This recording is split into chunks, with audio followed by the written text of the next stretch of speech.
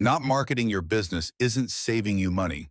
It's the most expensive decision you're making right now. And I can prove it. Every single day your business doesn't show up online, a potential customer who needed exactly what you sell found your competitor instead. Over 90% of consumers research a business online before they spend a dime. If you have no content strategy, no active social media, no optimized Google profile, you're not saving money.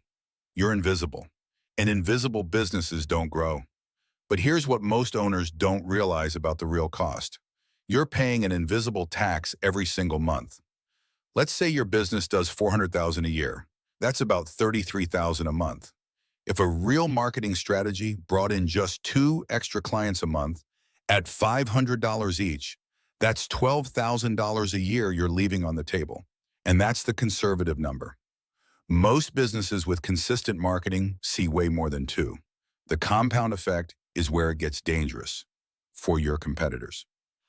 Now, I already know what some of you are thinking. David, I don't need marketing.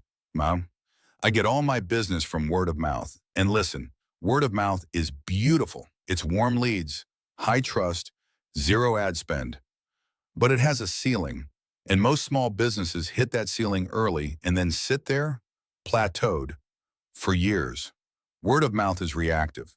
You're waiting for someone else to sell for you. A real strategy is proactive. It puts you in front of people before they even know they need you. And then there's the DIY trap. You start posting on Instagram.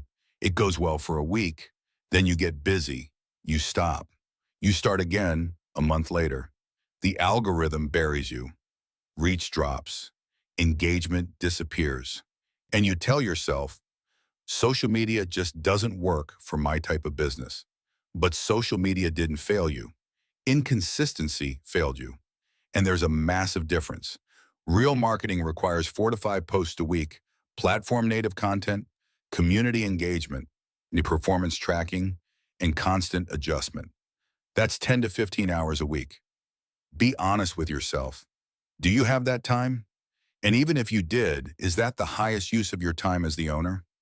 Proverbs 21:5 in the Amplified Bible says, "The plans of the diligent lead surely to abundance and advantage, but everyone who acts in haste comes surely to poverty." Diligence isn't just working hard, it's planning strategically. Let me paint this picture for you. Two businesses open the same year, same